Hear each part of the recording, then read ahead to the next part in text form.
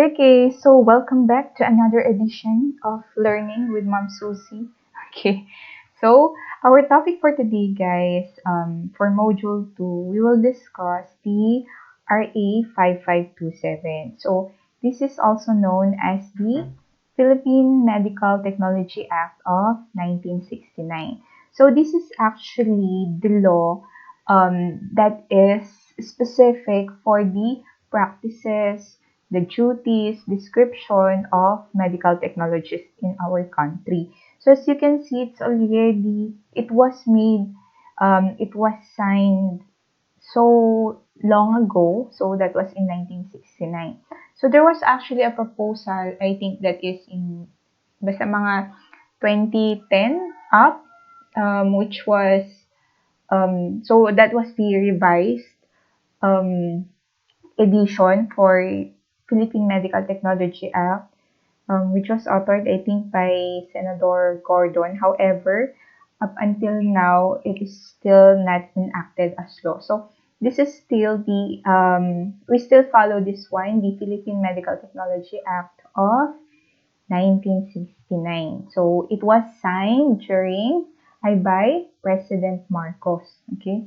So ganun na siya katagal. So at the end of the lesson, students are expected to state the meaning of all sections. So or what is this section all about? So but for this module, we will discuss only section 1 up to section 15.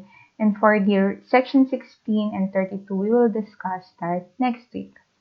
Okay, we will define terms related to this law with their corresponding meanings, as well as the embedded laws. We explain the concept of laws with emphasis in the use of being a medical technologist. Okay, appreciate all the concepts and rationale related to RA 5527. Examine the legal issues and concerns in medical technology practice, and identifying the inputs in devising a conceptual framework for medical technologies. Okay, so you are medical technology students, but you can also be referred as medical laboratory scientist students. Okay, so that's why Bachelor of Science in Medical Technology or Bachelor of Science in Medical Laboratory Science. Okay, di ba? So, mas social yung batch nyo kasi mga scientist. Okay, so hallmark of medical technology professional practices. Actually, all professionals are governed by the labor laws. Okay, so the labor laws, like the Labor Code of the Philippines, which was also signed by Ferdinand Marcos. So this Labor Code of the Philippines stands as the law governing employment practices and labor relations in the country. So what is the importance of the labor law? So it actually contains the rights, okay, the rights of the employees, okay, as well as, of course, the employer. But this actually tackles more of the benefits, the laws that are the privileges that an employee must have, like yung mga vacation leave, that they should be paid with 13th month pay regardless if they are contractual or job order. Okay, so the payment associated with overtime pay. So the maximum allowable hours for an employee to work. So dyan nakalagay yung mga batas. Okay, or yung mga rules related to working nasa labor law. Aside from that, yung mga holiday pay, okay, retirement pay. So, article number 83, so it contains there the normal hours of work. So, it was stated that an employee must work for only 8 hours a day, okay, and shall hold regular office hours for 8 hours in 5 days a week. That's why this is followed in the government, okay. However, also in some private institutions, okay, and there is also, if you work more than this, Okay, if you rendered more than 48 or 40 hours in a week, okay, so that must be already considered as overtime pay. Okay, and the labor law requires the employer to pay the overtime pay of the employee. So they must be entitled to an additional compensation of at least 30% of their regular wage. Okay, so for example, 500 pesos per day ang sahod ni employee. So, for 5 days, tigpa 500 yun. But, if she or he did an overtime work in Saturday, so, it should not only be 500, okay? But must be with additional 30%. So, 500 plus, what is the 30% of 500? Okay? So, what is the 30% of 500? That is 150. So, in that case, his or her payment for that overtime, 8 hours overtime, should be 650. Okay? So, we also have under Article number 94, the right to holiday pay. That's why we have the special holidays, which is with 30% on top of the payment for regular days. Okay? But for regular holiday, okay, so that is doubled. Okay? 100%. Kumbaga, dalawang araw yung bayad sa'yo for 1 day only. So, Article 95, right to service incentive leave, like the sick leave. Okay? So, those are incorporated in our law. Okay, the civil law. Okay, so we have the Civil Code of the Philippines, which contains the contracts and obligations attached to professional practice. Like, for example, in medical technology professional practice.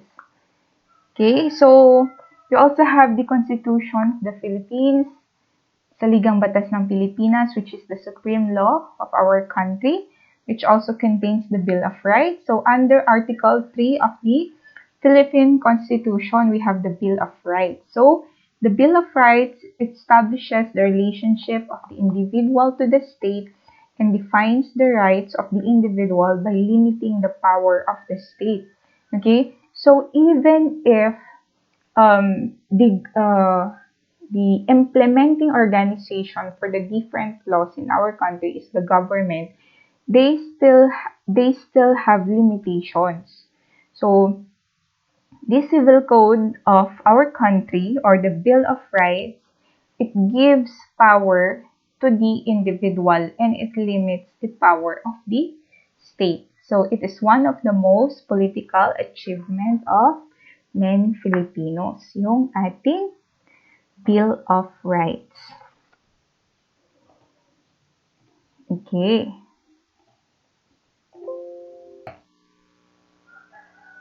So, professional ethics.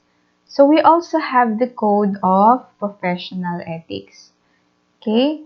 So, the CHED Memorandum Order for Medical Technology Education and Policies. So, students of Bachelor of Science in Medical Technology should comply with the CHED Memo Order, which states that a student should complete 3 years of academic courses and internship. Okay, so that is 1 year internship. He or she should follow rules and regulations of a duly recognized institution offering the program.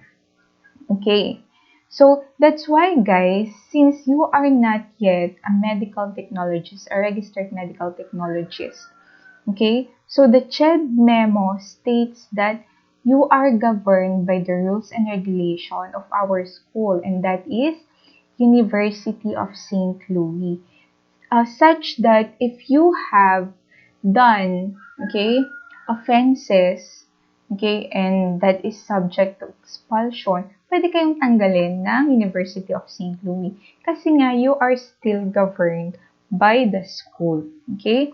So, the Code of Professional Ethics, remember that it guides us to number 1, okay? So, para sa mga registered medical technologists, so what is the purpose of the Code of Professional Ethics? That is Number 1, to maintain professionalism. Okay? Number 2, that is to demonstrate proper decorum. Okay, so I hope you are taking this down. Number 3, uphold professional ethics.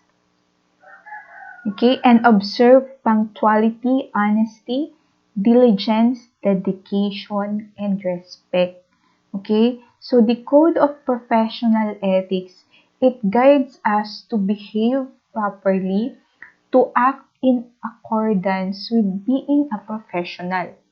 Okay, so we have two professional organizations. So we have the PAMET and the PASMET. Okay, Philippine Association of Medical Technologists and Philippine Association for Schools of Medical Technologists. So if you are already a registered medical technologist, okay, so you must, okay, you must register with these professional organizations. Okay, although we can, the school can be a member of PASMET. Okay, even if you are just a student yet, yung school magme-member siya sa PASMET. Okay, so we go to the definition of terms. When we say the board, it refers in the RA 5527. There are instances where only the word board was indicated and not the complete Board of Medical Technology Education. So the board refers to the Board of Medical Technology Education of PRC, CPD, so, or nowadays I think they call this CPE. Ay, hindi pala, bumalik siya sa CPD. That is Continuing Professional Development for the CPE, Continuing Professional Education. So, this refers to the enhancement of knowledge, professional competence, and ethical values in the practice of medical technology. So, Code of Professional Ethics, it refers to a set of standards relating to the conduct, integrity, and moral duties of medical technologists.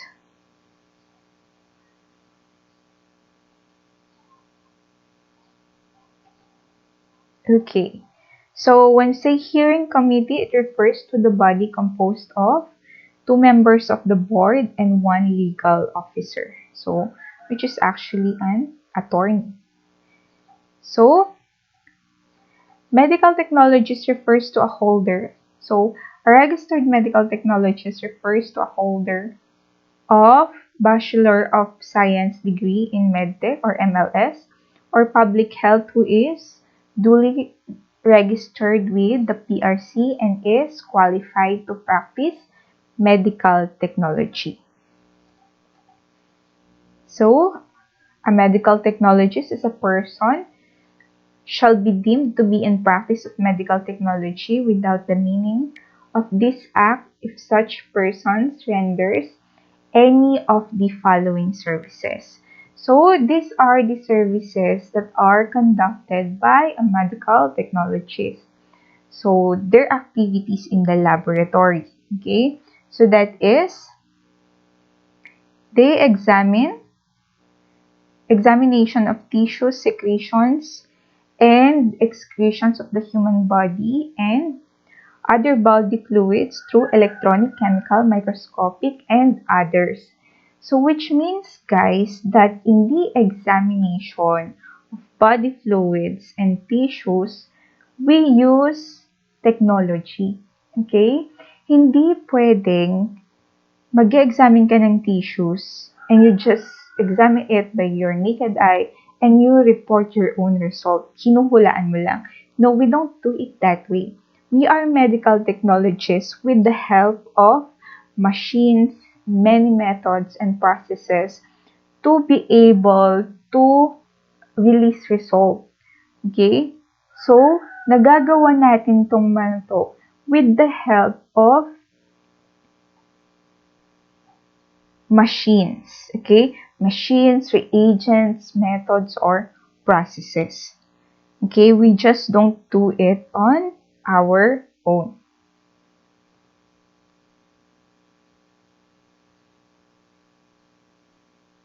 Okay, medical technologists also perform blood banking procedures and techniques or other blood transfusion services, parasitologic, bacteriologic, mycologic, virologic, or other microbiologic techniques, so parasites, bacteria, fungi, virus. So we perform those techniques. Histopathologic or cytotechnologic techniques. Drug testing also in the clinical laboratory. So we also perform that. That's why we have so many employment opportunities. Research also involving human beings or animals, requiring the use or application of medical technology knowledge and procedures, as well as the preparation and standardization of this, okay, as well as clinical laboratory quality control. So we may also collect specimens, phlebotomy, we preserve them. So consultancy test upgrading method selection, lab equipment planning and troubleshooting, or the application of knowledge and medical technology is required, as well as in the academe. Okay? So introduction, demonstration, and evaluation or improvement of clinical laboratory procedures and techniques. So similar activities that should be similar to the foregoing, where the training, skill, and experience of the medical technology are needed as may be determined under the rules and regulations promulgated by the PRC. So these are the activities that we medical technologists perform. Okay? So eto yung mga ginagawa natin sa laboratory.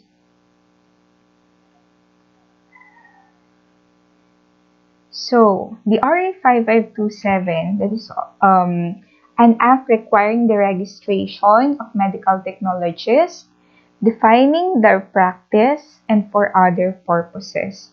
That was effective on June 21, 1969 and was signed by Ferdinand Marcos. So, the RA 5527 was amended several times by different Republic Acts, of course. So we have here the RA 6138. It amended the sections 16, 21, and 22 of the RA 5527. It was approved on August 31 of 1970. The Presidential Decree 498, it amended the section 2, 3, 4, 7, 8, 11, 13, 16, 17, 21, and 29 of the RA 5527. So that was approved on June 28, 1974. And the PD 1534, also sections amended. Those are, it amended the sections 3, 8, and 13 of the RA 5527. Okay, so for RA 6138 again, so these are the following sections, as well as the topics for these particular sections. So for PD 498, 2, 3, 4, 7, 8, and others. And the PD 1534, so that was approved on June 11 of 1978. Okay, so it amended section 3, 8, and 30. Okay, so section 1, we proceed with the RA 5527.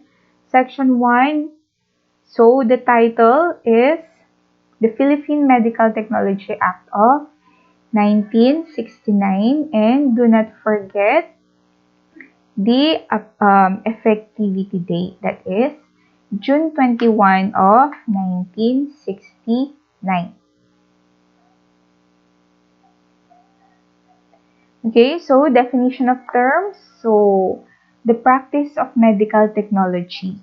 Okay, So, we have here a question. So, what is the purpose of professional services under this section?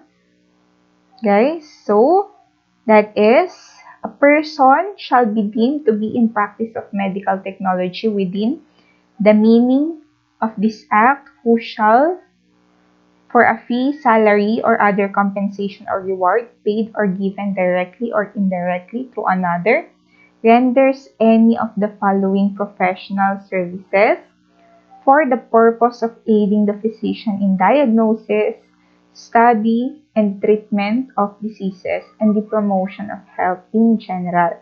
Take note of the word aiding the physician in diagnosis, study, and treatment of diseases, and promotion of health in general. We as medical technologists, guys, we do not do the diagnosis. Okay? We do not do the studying and treatment of patients. We just help the physician to aid in the diagnosis by giving the laboratory results, by conducting the test in the clinical laboratory to arrive to a reliable test result. Yun yung ginagawa natin. Hindi tayo nagda-diagnose. Nakita mong HIV positive, hindi mo pwedeng sabihin kay patient na, "Ma'am, you are HIV positive." No, we have to follow the order. Okay, wherein test results are given to physicians and we do not interpret them. Kahit alam natin na, okay, in the laboratory result coming from the reference laboratory, nakita mo doon HIV positive si patient, it doesn't mean that you will release that to the patient. Okay, we don't do that. So the test results are given to the doctor and not to the patient. Okay? Unless iba yung setting. Okay? Like you are just a clinical laboratory. Doon lang nagpa-test si patient. Okay? Siya yung nagpa-test, wala kayong doctor. You are just a freestanding laboratory. So you have to give the result to the patient. But in hospitals, we don't do that. Okay? So, si doctor ang mag-i-interpret. Sa kanila na ibibigay yung resulta. So, pathologists, these are trained physicians on laboratory medicine. So, for tertiary, secondary, and tertiary laboratory, they are the head of the clinical laboratories. Okay? Sila yung pinaka-boss, sila yung pinakamataas sa position in a clinical laboratory. So medical technologists are under the supervision of course, pathologists. Okay? Pwede din naman sa physician.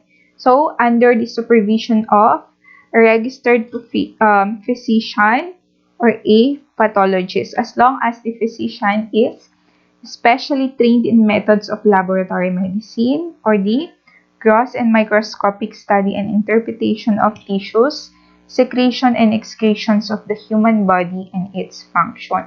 So we are under the supervision of pathologists or physician depending on the category of the hospital, if that is primary, secondary, or tertiary hospital.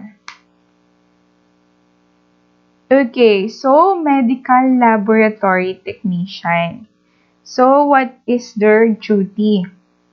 Okay, so they are actually, so if we have, if we help the doctor in aiding the diagnosis, these medical laboratory technicians help us in conducting the laboratory procedure. Okay, kumbaga sila yung kasama natin. Sila yung tumutulong sa atin. Okay?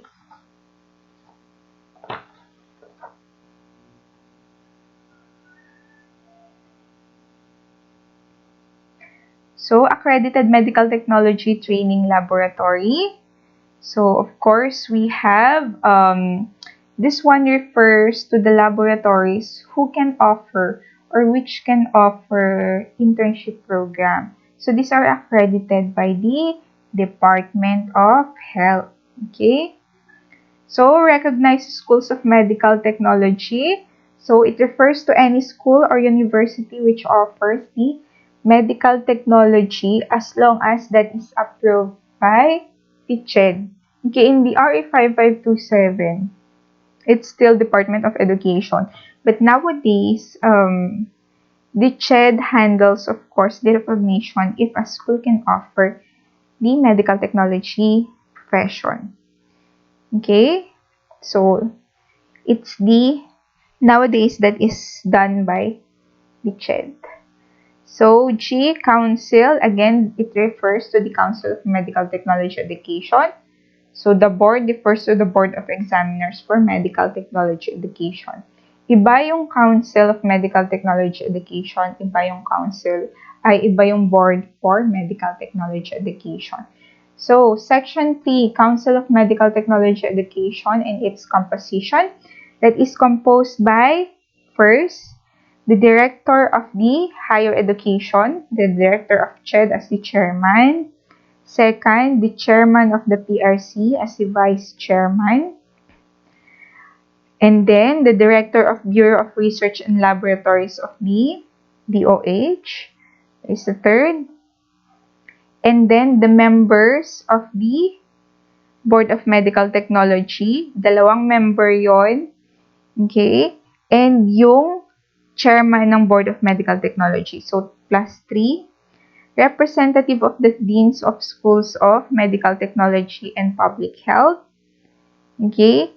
And the President of the Philippine Society of Pathologists and the PAMET as members.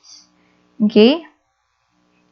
So, overall, there are 9 members that occupy the Council of Medical Technology. Section 4. So, it refers to the compensation and traveling expenses of the council members. In the RA 5527, the chairman is only entitled for about 50 pesos per dime. But the members are entitled with 25 pesos each, regardless of whether or not they receive regular salaries from the government. In addition, they are all entitled to traveling expenses in connection with their official duties. Okay, so ganun pa kababa. Kasi nga, again, this was amended. So, this was promulgated and amended so many years ago. So, hindi na siya na-update. Section 5. So, it refers to the functions of the Council of Medical Technology Education. So, what are the functions of the council? So, we have the following. Okay, they recommend the minimum required curriculum. Therefore, when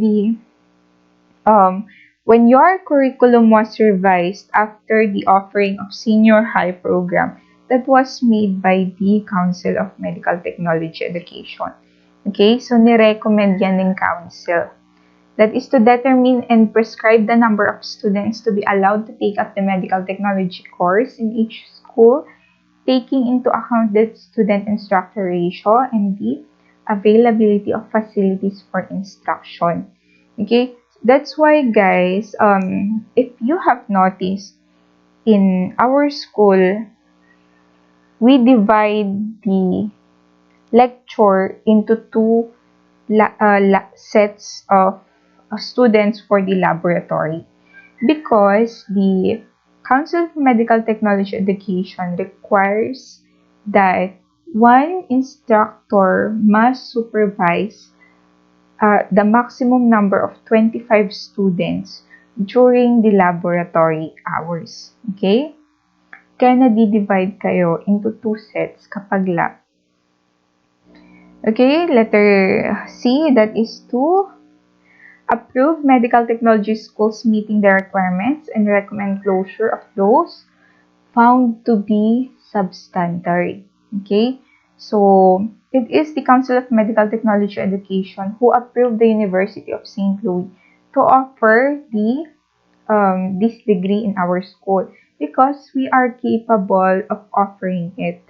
Okay? However, kapag hindi na-qualified ang school natin, pwedeng ipasara yan ni Council of Medical Technology Education. Okay? Letter D, to require all medical technology schools to submit an annual report on or before the month of June. So, deans or program chairs must submit an annual report. Okay, so they also inspect the different medical technology schools if they are capable of offering such program.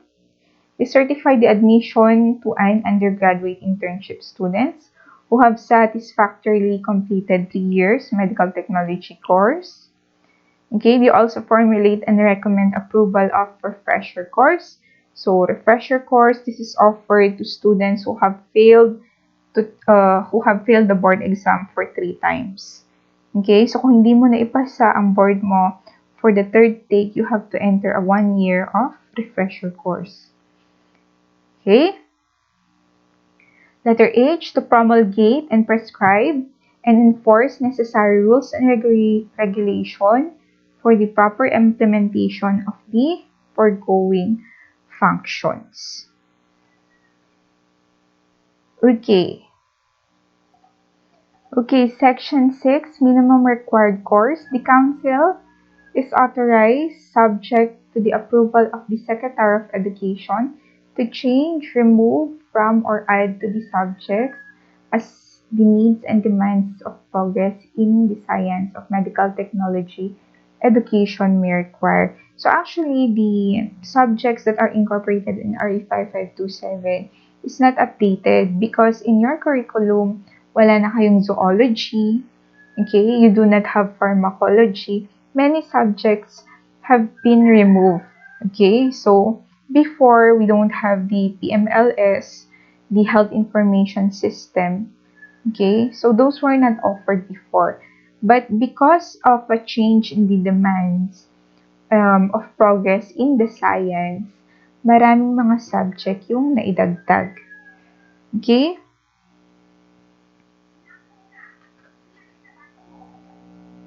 So, Section 7, that is the Medical Technology Board, which is under the PRC. Okay? So, the Professional Regulation Commission. So, this is also referred as the board, okay, which is composed of the chairman, who is the pathologist, and 2 members who are registered medical technologists. So, all of the 3 are appointed by the president upon the recommendation of the PRC. So, all of them shall hold office for 3 years. Okay? So, unless they can be changed by the president. Okay, so after 3 years, pwede mapalitan. Pwede din namang hindi. Okay, there are medical technology board members and pathologists who render service for more than 3 years. Okay, so however, if someone dies, okay, or in the case of death or disability or removal of a member of the board, his successor shall serve only the balance of his term. So, for example, 3 years. In that 3 years, for the first year, okay, that was served by the chairman, pero nag-resign siya or natanggal siya or namatay siya. Yung papalit sa kanya may only serve the 2 years left for that term. Okay? Unless extended sila. Okay? Unless they are retained for the next term by the president. Okay, Section 8. Qualification of examiners. No. So this one, guys, it does not refer to us as the board, as medical technology students who will take the board exam. It refers to the board of examiners, yung medical technology board. So, no person shall be appointed as member of the board of examiners for medical technology unless he or she is a Filipino citizen, dapat Pinoy, with good moral character, Pinoy with a good moral character. Okay, for the chairman, that should be Filipino with a good moral character and a qualified pathologist. Okay, so for the member, that should be a Filipino with good moral character and a registered medical technologist. So those are the qualifications. And aside from that, has been in practice of laboratory medicine or medical technology for at least 10 years prior to their appointment, which means that they must have at least 10 years of experience as pathologists or medical technologists, and is not a member of the faculty of any medical technology school for at least 2 years prior to the appointment. So even if a person or a pathologist or a medtech has 25 years of experience, a Filipino with a good moral character, okay, and a qualified pathologist, if he or she has been teaching in a university or in a school, he is disqualified to be a member or to be a chairman of the board. Okay? So, kailangan wala na silang relation sa kahit anong school mga 2 years before ng appointment nila. Okay? So, aside from that, having any pecuniary interest, direct or indirect, in such an institution. So, for example, you are a pathologist or a medical technologist who meets the criteria 1 to 4. Okay? However, you are an investor of that particular institution, or you own that institution, and then you are disqualified to become a member of the board. So, Section 9 refers to the executive officer of the board. Section 10, it refers to the compensation of members of the Board of Examiners. So, they must receive 10 pesos for each applicant. So, each member of the board shall receive 10 pesos for each applicant examined and 5 pesos for each applicant granted a certificate of registration without examination. Okay? So, this one, certificate of registration without examination, this was given long time ago. So, wala nang pwedeng makakuha niyan. Yan yung before lang ma-release yung RE 5527. So, functions and duties of the board. Letter A, that is to administer the provision of this act. Okay, so they also administer the oath taking if you already passed the board of exam. It's also the function of the board to issue, suspend, and revoke certificate of registration. Kunwari, nagkamali ka as medical technologist, may napatay kang patient, acts of immorality, okay? So, it's the function and duties of the Board of Medical Technology Education to suspend or revoke your license. Letter D, look into conditions affecting the practice of medical technology in our country. And aside from that, adopt such a measure may be deemed proper in order to maintain good ethic and standards in the practice of medical technology. Letter E, investigate such violations of this act or rules and regulation issued thereunder as may come to the knowledge of the board. Okay, so for example, they have to investigate if you falsified a test result. Okay, so they have, it's their function to either suspend you or revoke your license. So they also function the drafting of such rules and regulations as may be necessary to carry out the provisions of this act by approved by the President. Okay, so the rules and regulations, if they want to revise it, they must seek approval from the President. Letter G, to determine the adequacy of technical staff. Okay, so for example, in laboratory, so are these staff enough to work on the workloads for that particular hospital? Na ganon. Or in the hospital, tama ba yung ratio? Okay? So, kasi baka 'di ba, kulang na kulang ka sa medtech staff with the workload that is given to them. So, letter H, to prescribe the qualifications and trainings of medtechs. as to special feats of the profession, supervise their specialty exam, conducted by professional organization and medical technologies accredited by the PRC. Okay? So, in this case, it's the function of the Board of Medical Technology Education to require training. Like, for example, in HIV testing. Okay? So, there is a training to conduct the HIV test. Hindi ibig sabihin na pag graduate ka na, registered medtech ka na kasi pumasa ka na ng board, pwede ka nang mag-test ng sample for HIV. No, you have to undergo further training. Even for drug testing, okay?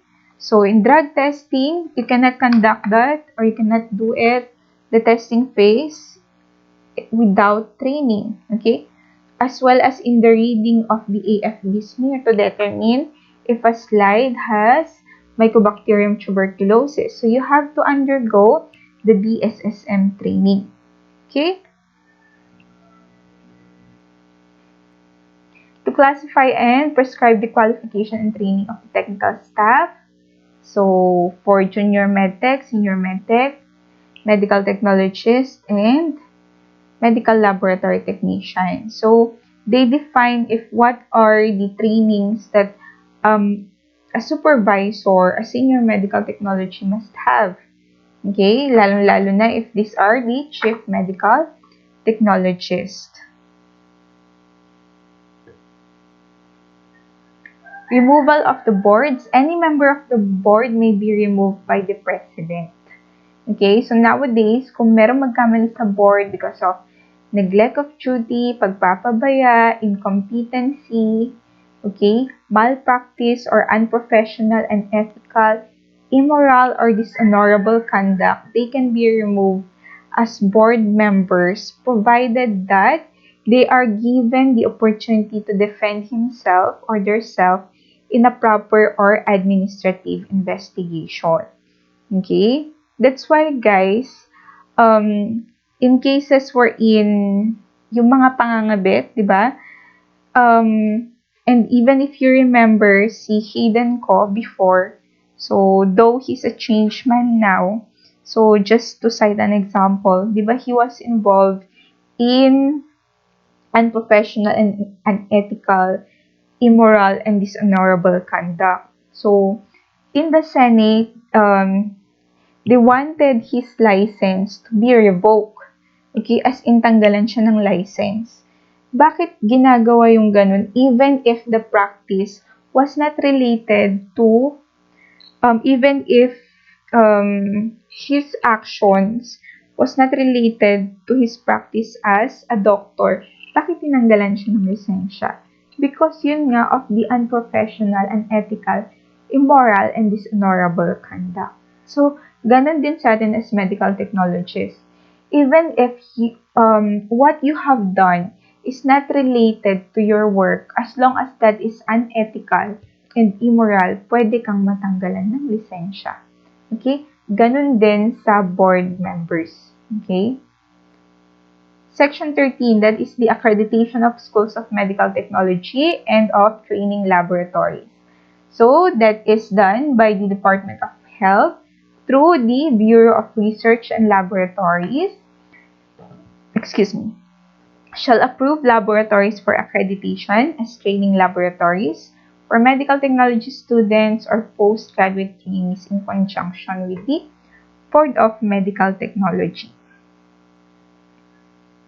So, accreditations of schools, the lab show the laboratory, okay? So, for a school to be accredited to offer medical technology, okay, as well as for a hospital to be accredited as a training ground for medical technology interns, the lab shall show satisfactory evidence that they possess qualified personnel and are properly equipped to carry out laboratory procedures commonly required in the following fields: CC, clinical chemistry, microbiology, serology, parasitology, hematology, blood banking, clinical microscopy, and histopathologic techniques, and that the scope of activities of said laboratories offers sufficient training in said laboratory procedures.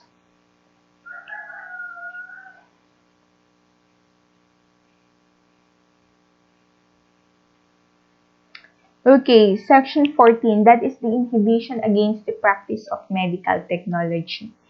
So, you inhibit a person to practice the medical technology. So, that is Section 14. No person shall practice or offer to practice medical technology as defined in this Act without having previously obtained a valid certificate of registration from the board, provided that registration shall not be required of the following. Okay, sa duly registered physicians, medtechs from other countries called for consultation, or as visiting or exchange professors to colleges or universities, provided they are only practicing the said function. So, kung pupunta lang sila as exchange professor, so they must not practice medical technology. Okay? In our country. Hindi dapat sila mag-conduct ng test.